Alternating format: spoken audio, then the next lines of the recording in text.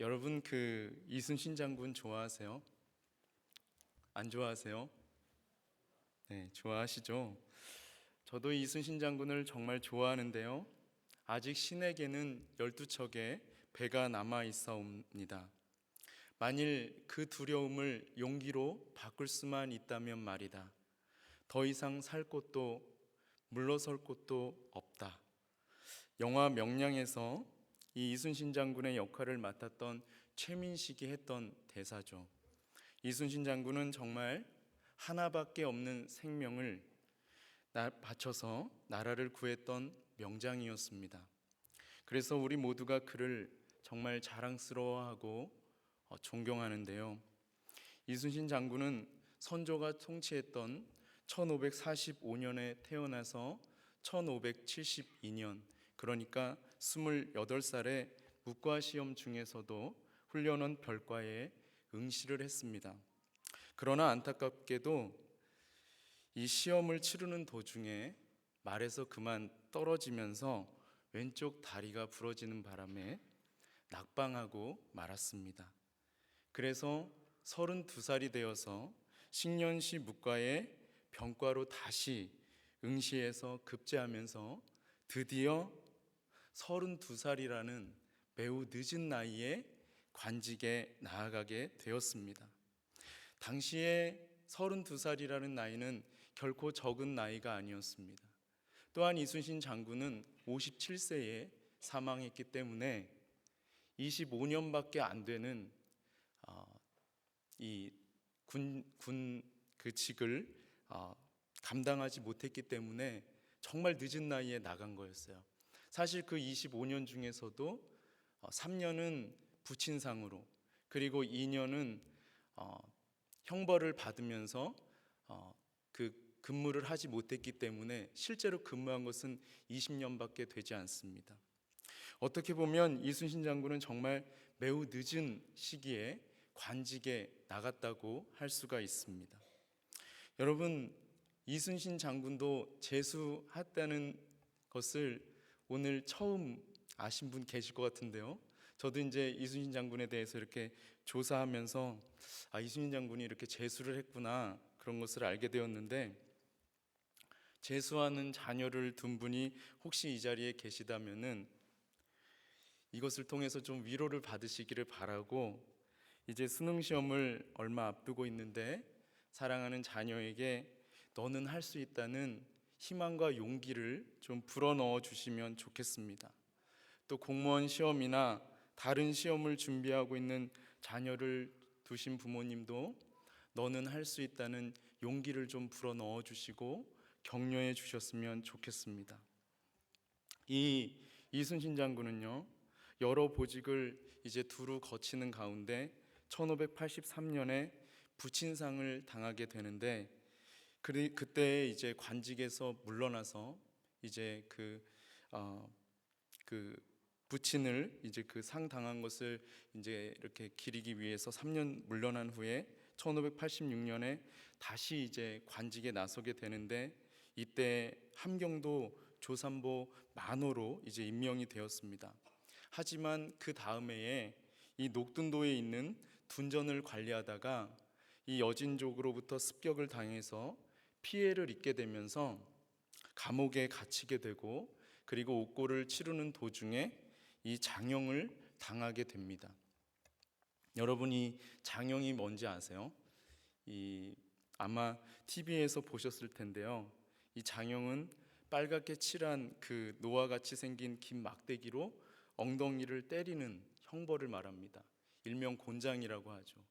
그 곤장을 맞을 때는 반드시 죄인은 하의를 내리고 엉덩이를 만인이 보는 앞에서 까야만 했습니다. 엉덩이를 깔 때 여러분 어디가 보였을까요? 정말 소중한 그곳이 같이 노출이 될 수밖에 없었습니다. 그러니까 이 이순신 장군이 이 장형을 당할 때 얼마나 수치스러웠을까요? 그러면은 이 둔전이 무엇이기에 여진족에게 습격을 당했다고 해서 이렇게 수치스러운 형벌을 당해야만 했을까요? 둔전은 그 당시 병사들에게 군량미를 병사들이 주둔하는 현지에서 조달하기 위해서 이 한지를 개간하고 경작해서 만든 농토였습니다. 그러니까 이 둔전이 습격을 받았다는 것은 곧 군대가 습격을 받았다는 것을 의미했고, 이것은 당시의 국가적인 망신이었습니다. 그래서 이순신 장군이 그 책임을 지고 옥고를 치를 뿐만 아니라 수치스러운 장형을 맞게 된 것입니다. 이순신 장군은 이 옥고를 치른 후에 비장한 각오와 결심으로 오직 나라만을 위해서 충성을 다하겠다고 하는 백의 종군을 선언하게 됩니다.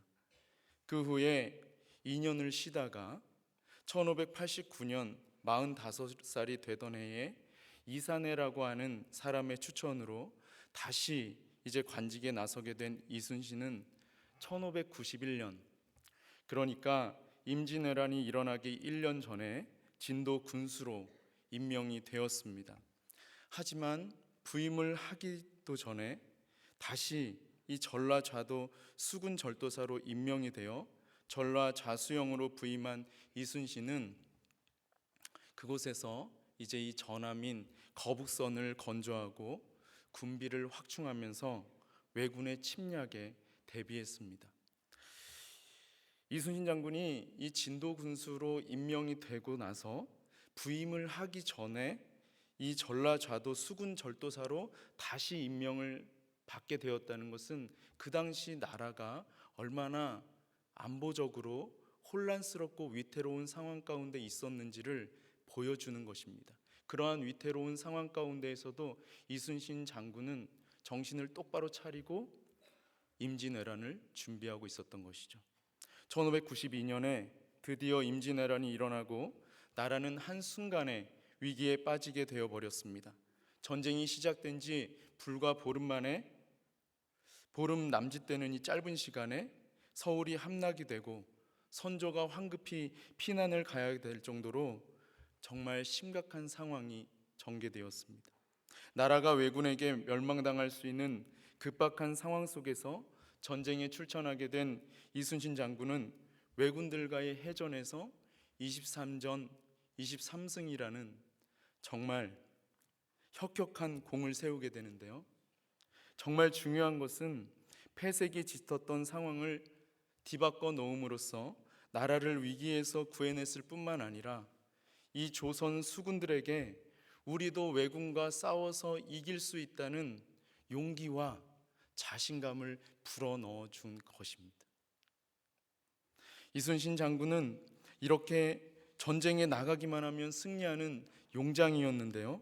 특별히 그는 지략과 전략이 굉장히 탁월한 인물이었습니다.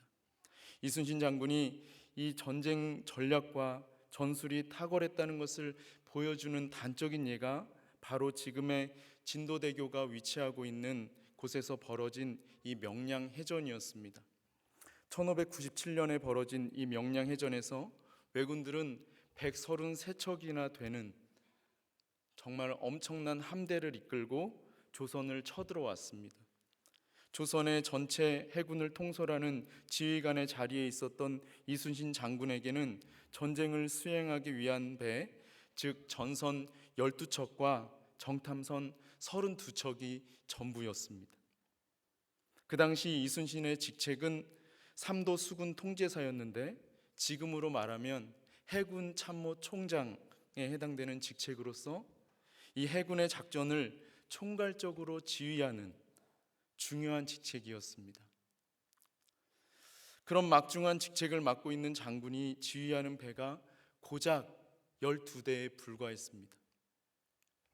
왜냐하면 이순신과 대립각을 세우고 있었던, 그리고 이순신을 계속해서 어렵게 만들었던 이 원균이라는 사람이 이끄는 수군이 명량해전 직전에 벌어진 칠천량 해전에서 대패를 했기 때문이었습니다. 이렇게 정말 열세에 놓인 상황 속에서 명량해전을 하루 앞두고 이순신 장군이 직접 남긴 명언이 있는데 그것이 무엇인지 아십니까? 네, 잘 아시네요.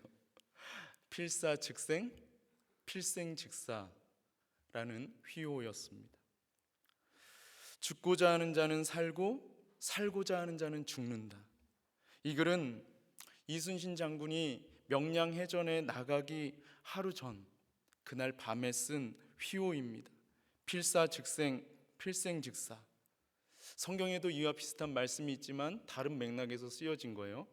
그런데 이 휘호에서는 절대적으로 열세 속에 놓여 있는 전투에 자신의 생명을 걸고 임하는 이순신 장군의 결연한 자세가 분명하게 담겨져 있는데요.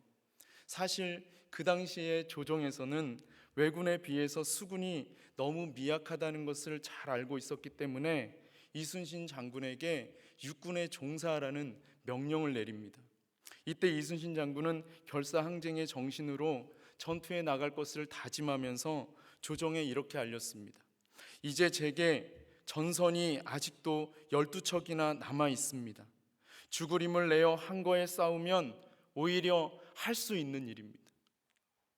이순신 장군은 이러한 결연한 의지를 가지고 명량해전에 겨우 12척밖에 안 되는 전선을 이끌고 나가서 이 밀물과 썰물이 교차하는 울돌목이라고 하는 곳에서 왜군이 쳐들어오기를 기다리고 있었습니다. 이 울돌목이라고 하는 곳은 밀물과 썰물이 교차하는 곳인데요. 왜군은 이쪽에서 공격을 한다고 하면 이 밀물은 왜군이 공격하는 방향으로 이 물의 흐름이 흐르는 것을 말하고, 썰물은 이순신 장군이 이끄는 배가 이쪽에 위치한다 그러면 이순신 장군이 이끄는 방향 쪽으로, 공격하는 방향 쪽으로 흐르는 물을 의미합니다.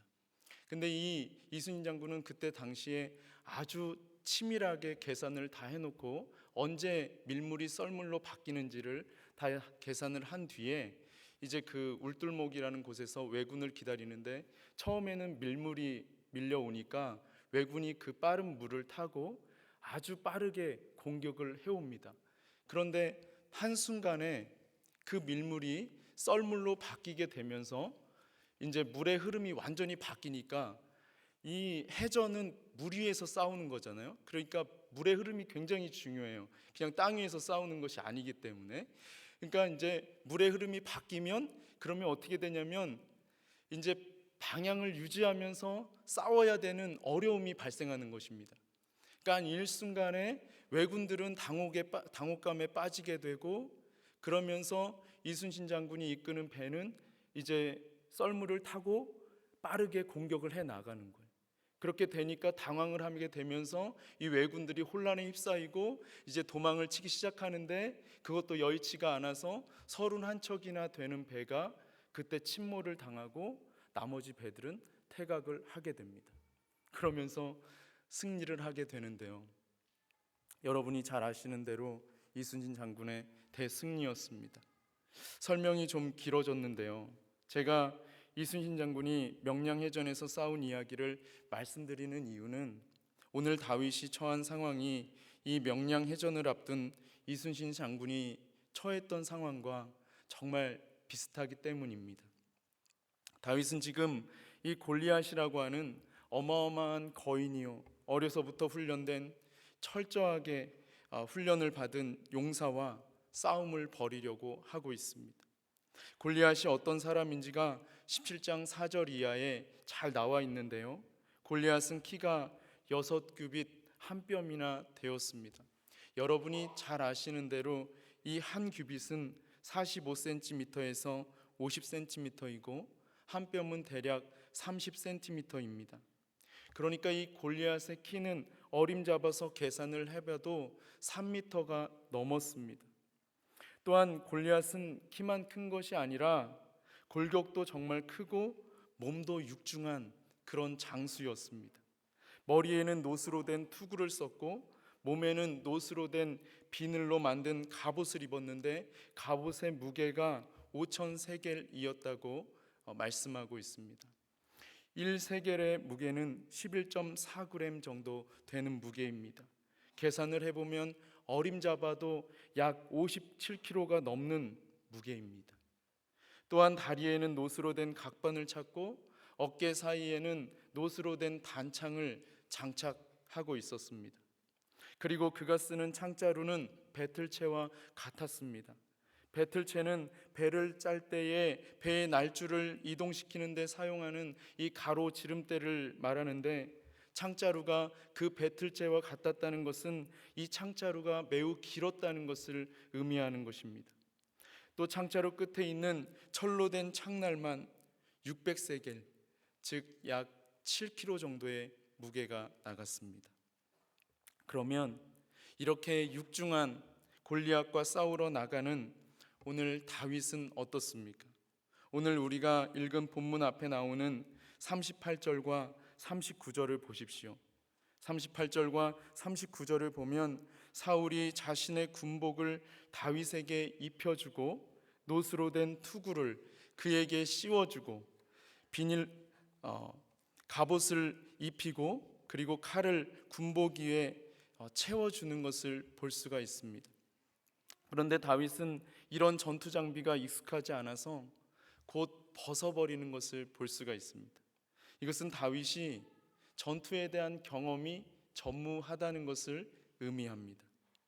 또한 42절을 보면은 블레셋 사람이 둘러보다가 이제 다윗을 보고 업신여길 정도로 정말 이 다윗은 완전 꽃미남이었어요.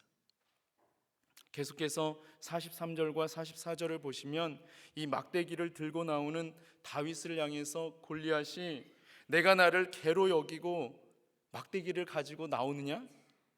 이렇게 말하면서 다윗을 그가 믿는 신의 이름으로 저주하기 시작했습니다. 또한 내게로 오라, 내가 너를 공중에 날아다니는 새와 들짐승들의 밥이 되게 해주리라. 이렇게 막 엄포를 놓았습니다. 여러분, 그렇다면은 다윗은 어떻게 반응을 했을까요? 다윗이 어떻게 반응했는지 신앙생활을 오래 하신 분이라면 다 아시겠지만, 여기서 한 가지 우리가 좀 상상하면서 봤으면 좋겠는 것이, 만약에 내가 다윗이라면 이런 상황에서 과연 나는 어떻게 반응할 것인지를 한번 염두에 두고 다윗의 반응을 살펴보면 좋겠습니다. 이게 지금 실제 상황이거든요. 여러분, 이제부터 신앙인으로서 다윗의 진면목이 나오기 시작을 하는데요, 다윗이 어떻게 반응했는지 주의해 보면서 우리 다 함께 45절부터 47절까지 한 목소리로 한번 읽어보겠습니다. 45절부터 47절 시작. 다윗이 블레셋 사람에게 이르되 창과 단창으로 내게 나아오거니와 나는 만군의 여호와의 이름 곧 내가 모욕하는 이스라엘 군대의 하나님의 이름으로 내게 나아가노라. 오늘 여호와께서 너를 내 손에 넘기시리니 내가 너를 쳐서 내 목을 베고 블레셋 군대의 시체를 오늘 공중의 새와 땅의 들짐승에게 주어 온 땅으로 이스라엘의 하나님이 계신 줄 알게 하겠고, 또 여호와의 구원하심이 칼과 창에 있지 아니함을 이 무리에게 알게 하리라. 전쟁은 여호와께 속한 것인즉 그가 너희를 우리 손에 넘기시리라. 아멘. 골리앗은 다윗이 자신의 말에 겁을 먹고 도망을 칠 줄 알았어요. 그리고 객관적으로는 사실 도망치는 게 맞습니다. 하지만 다윗은 골리앗의 말에 전혀 기죽지 아니하고 오히려 골리앗의 말로 말미암아 더욱더 싸우고자 하는 전의를 불태우면서 골리앗과 싸우러 나가기 전에 마지막으로 그에게 자신은 지금 만군의 여호와의 이름으로 나간다고 그의 생명을 걸고 담대하게 선포했습니다. 여러분, 여기에서 우리는 다윗의 신앙이 살아있다는 것을 발견할 수가 있습니다. 왜냐하면 다윗의 신앙은 교회에서 드러난 것이 아니라 삶의 자리에서, 지금 생명 걸고 골리앗과 싸우는 자리에서 드러났기 때문입니다. 오늘 이 말씀을 듣는 여러분의 신앙은 어떻습니까? 살아 있습니까? 아니면 잠자고 있습니까? 아니면 죽었습니까? 신앙이 살아 있는가? 잠자고 있는가? 아니면 죽었는가를 판가름하는 기준은 지금 이 자리에서 너는 어떤데 이러면서 내 신앙은 살아있어 이렇게 크게 외치는 것이 아니라 골리앗과 같은 거대한 세상 속에서 과연 내 신앙이 다윗처럼 제대로 작동하고 있는지를 살펴보는 것입니다. 여러분의 신앙은 지금도 여전히 계속해서 이 골리앗과 같은 세상 속에서 제대로 작동하고 있습니까? 우리는 여기에서 거대한 세상 속에서 승리하는 첫 번째 비결을 발견할 수가 있는데, 거대한 세상 속에서 승리하기 위해서는 반드시 거대한 세상 속에서 작동하는 살아있는 신앙을 소유해야 한다는 것입니다. 사랑하는 여러분, 살아계신 하나님 앞에 간절히 기도함으로 여러분의 깊이 잠들어 있는 신앙을 깨우십시오. 이게 새벽 기도에 나오는 어떤 그런 걸 말씀드리는 건 아니에요. 그리고 살아있는 신앙을 가지고 거대한 세상 속으로 나아가서 승리하십시오. 아멘. 신앙이 깨어나야 거대한 세상 속에 나아가서 승리할 수가 있습니다. 이제 다윗이 골리앗과 싸우는 장면을 살펴보겠는데요, 하나님을 신뢰하는 다윗은 이 거대한 골리앗과 첨예하게 대치하고 있는, 정말 숨이 콱콱 막히는 그러한 상황 속에서 어떻게 행동을 했을까요? 여러분, 지금 우리가 한번 상상을 해보고 그 사건 속으로 이렇게 들어가 보면은 지금 정말 숨이 콱콱 막히는 상황입니다. 여러분, 하나님을 신뢰하니까 하나님께서 다 알아서 해주실 거야. 그리고 다윗은 이렇게 뒷짐만 지고 가만히 앉아 있었을까요? 여러분이 잘 아시는 대로 그렇지 않죠. 다윗은 골리앗과 싸우러 나가기 전부터 이 골리앗과 싸우기 위한 준비를 정말 철저하게 했습니다.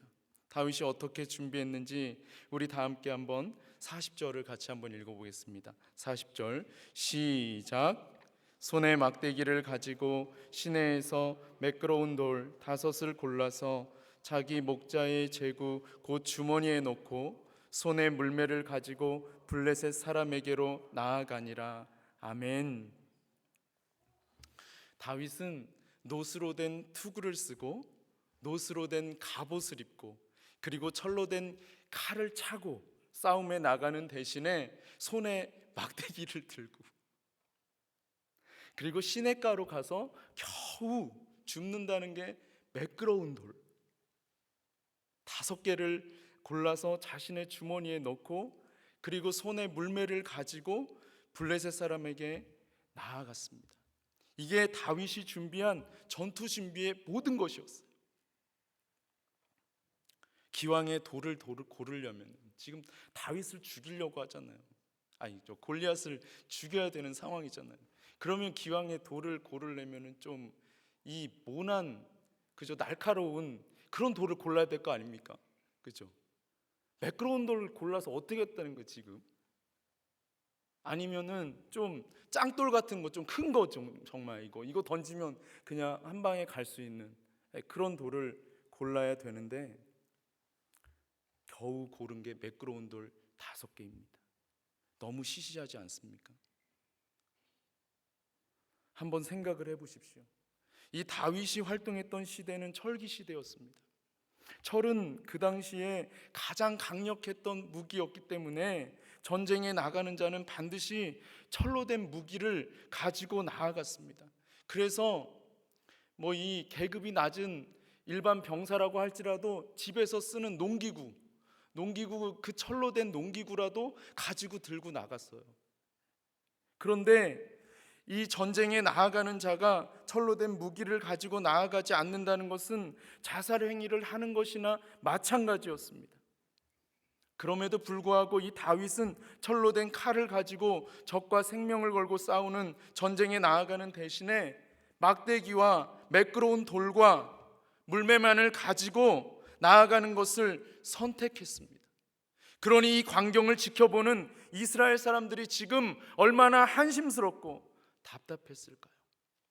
아마 제가 그 자리에 있었다고 할지라도 이것은 정말 답답하고 우스꽝스러운 행동이었을 것입니다.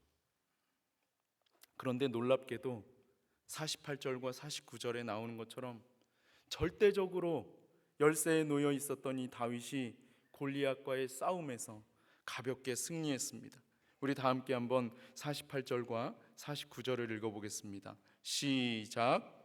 블레셋 사람이 일어나 다윗에게로 마주 가까이 올 때에 다윗이 블레셋 사람을 향하여 빨리 달리며 손을 주머니에 넣어 돌을 가지고 물매로 던져 블레셋 사람의 이마를 치매 돌이 그의 이마에 박히니 땅에 엎드러지니라. 아멘. 다윗은 일단 이 블레셋 사람이 일어나서 다윗에게로 올 때까지 기다립니다.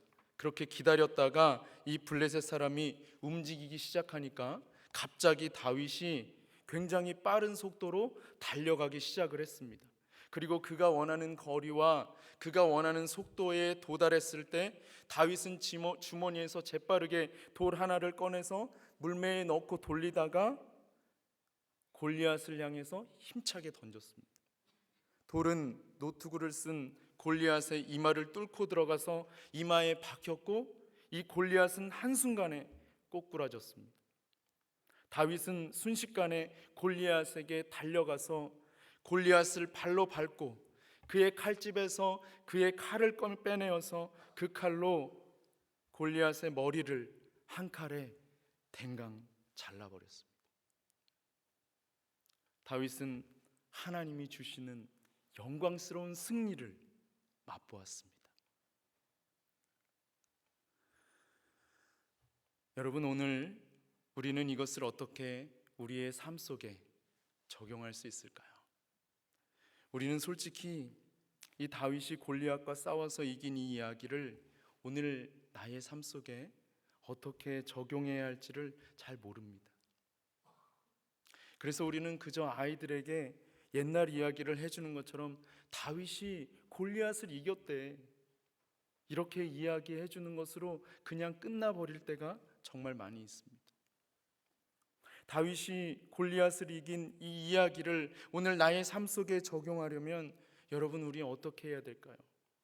오늘 우리도 우리의 삶 속에서 하나님께서 주시는 이 영광스러운 승리를 맛보면 좋지 않을까요? 다윗과 같은 우리도 골리앗과 같은 거대한 세상에 맞서서 승리하려면 이 다윗이 가지고 나아간 매끄러운 돌 5개가 21세기를 살아가고 있는 우리에게 의미하는 것이 무엇일까를 한번 곰곰이 생각해 봐야 합니다.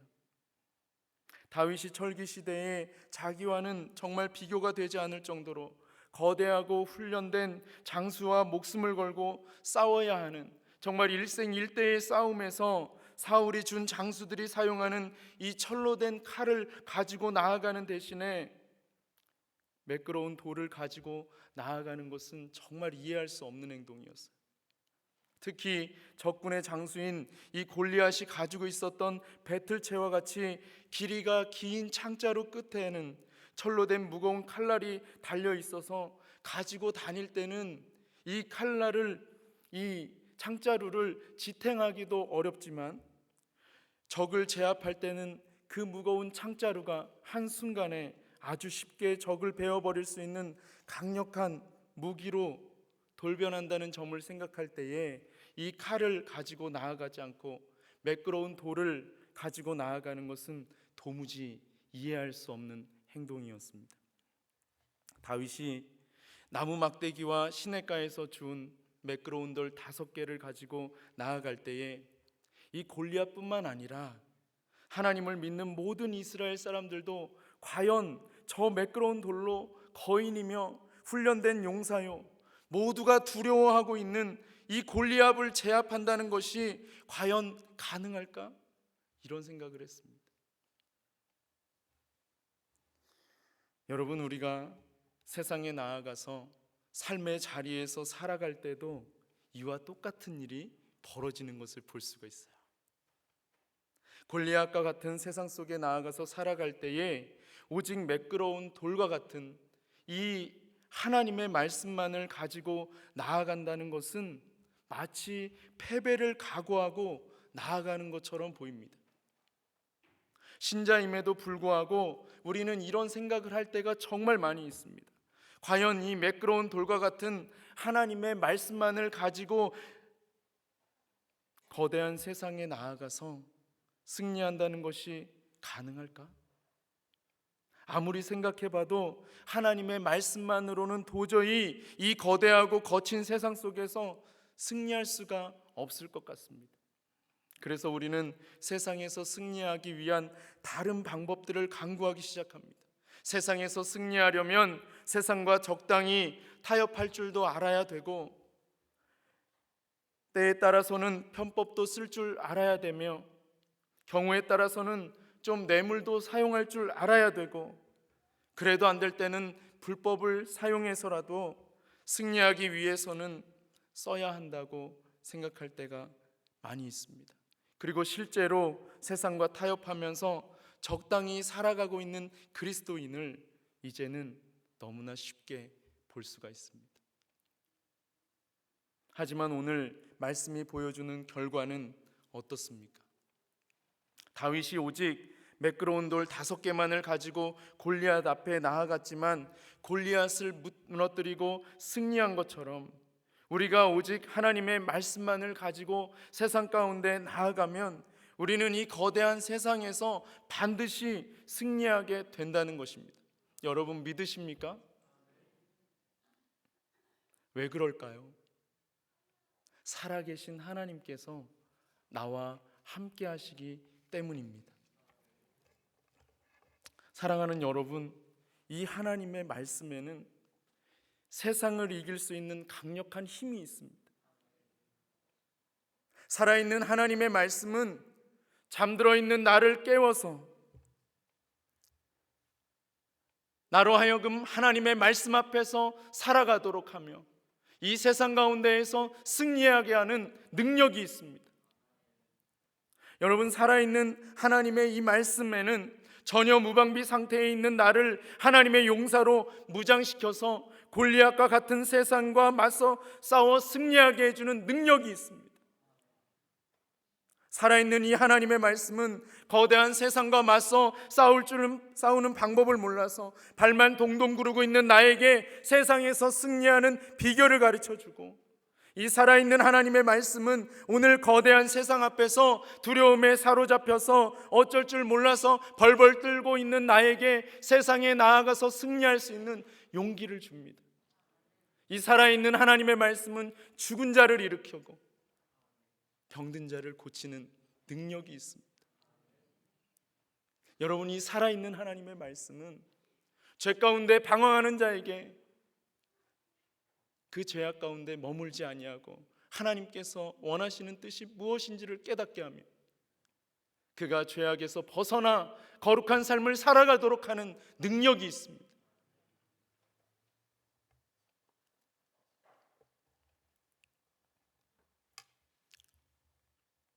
여러분, 저는 오늘 설교를 통해서 단순히 다윗이 골리앗을 이겼다고 하는 것을 나누는 그저 그런 설교가 아니라 이 다윗의 승리를 통해서 우리가 세상에서 승리하는 비결을 배우고 싶었고, 그것을 나누어서 우리 모두가 다가오는 2018년을 준비하고 싶었습니다. 여러분, 세상에서 승리하는 비결은 다른 것에 있는 것이 아니라 이 살아있는 하나님의 말씀에 있습니다. 그리고 기도의 자리 가운데 나아가는 데 있습니다. 여러분이 너무나 익숙하니까 이것을 잘 안 읽어요. 잘 안 읽습니다. 교회 올 때만 일주일에 한 번씩 후탁 성경이라고 그러지 않습니까? 먼지 털고 옆구리에 끼고 가지고 나오는 도구.